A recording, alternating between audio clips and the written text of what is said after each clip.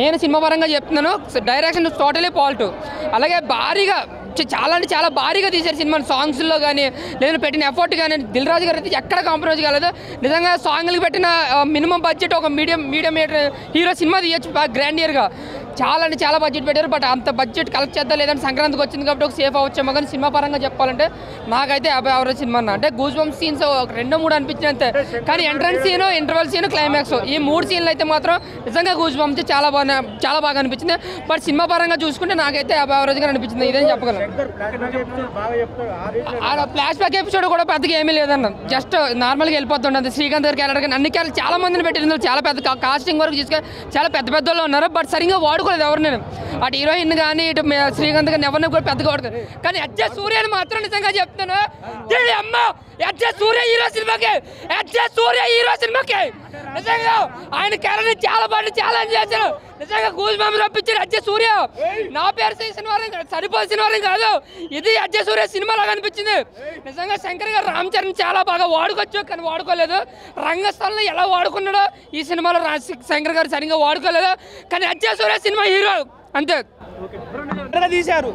శంకర్ గారు back movie, Thaman గారు background score కానీ అంతా బాగుంది. సినిమా చాలా బాగుంది. ఎస్జే సూర్య గారు కూడా బాగా చేశారు. ఇద్దరు కాంబినేషన్ కూడా చాలా బాగుంది. Hero Ram Charan, global star Ram Charan. ఏం లేదు, కలెక్షన్స్ కూడా సూపర్ ఉంటాయి. చూడండి, మీరు తప్పకుండా చూడండి. క్లైమాక్స్ కూడా బాగుంది, అంతా బాగుంది. కంపల్సరీగా వస్తాయి, చూడండి మీరు. చాలా మంది ఏమంటారంటే అలా వేరే సినిమా దృష్టిలో పెట్టి చూస్తుంది. ఇది ఒక మెసేజ్ ఓరియంట్ సినిమా, అదంతా మెసేజ్ ఓరియంట్ సినిమా. మన దొంగల నరకడం, ఎర్రచంద్రం దొంగతనం చేసే సినిమా కాదు. ఒక మెసేజ్, ఒక ఐఏఎస్ ఆఫీసర్ స్ట్రిక్ట్గా డ్యూటీ చేస్తే ఎలా ఉంటుంది అంటే ఒక పర్ఫెక్ట్ డిక్షనరీ. మన శంకర్ గారు అయితే టెక్నాలజీ నిలవాడుకోలేని తెలుసు, అదే ఇందులో మార్క్ అయితే కనిపించింది. ఇక గ్లోబల్ స్టార్ రామ్ చరణ్ గారు అయితే యాక్టింగ్ పరంగా చించిపాడేసాడు, 1 man షో చేస్తాడు. దానికి తగ్గ ఎస్ఏ సూర్య గారు కూడా దాని ఇంపాక్ట్ అయితే బాగా గట్టిగా చూపించారు.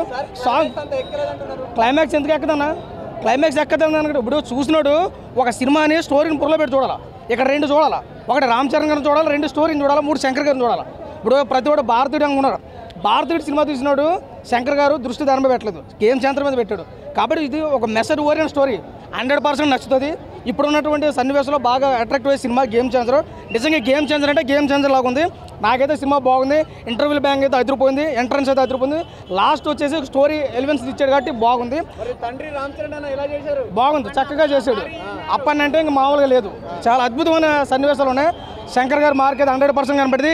ఈ సినిమాకి అవుట్ ఆఫ్ 5 రేటింగ్ ఇచ్చుకుంటే ఖచ్చితంగా 2.5 నుంచి 3 వరకు ఇవ్వచ్చు. ఒక మంచి బ్లాక్ బస్టర్ మూవీ నేను చెప్తాను, నా పరంగా నేను చెప్తున్నాను ఇవ్వచ్చు. ఎందుకంటే స్టోరీ అంతవరకు ఉంది అక్కడ. స్టోరీ మనం ఇప్పుడు ఉన్న వాళ్ళందరూ కూడా ఒకటేటి అల్లు అర్జున్ గారి సినిమాని దృష్టిలో పెట్టుకుంటారు ఫస్ట్ ఆఫ్ ఆల్. కానీ దానికి సంబంధం, ఎందుకంటే అది ఒక వేస్ట్ సినిమా నా దృష్టిలో. అన్న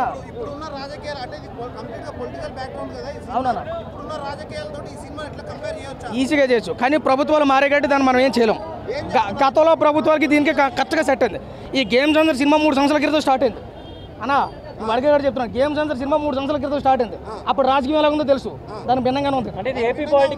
ఈజీగాను గతంలో, ఇప్పుడు కాదు, గతంలో ఉన్నటువంటి పాలిటిక్స్కి ఈ సినిమా భిన్నంగా కనిపించింది కాబట్టి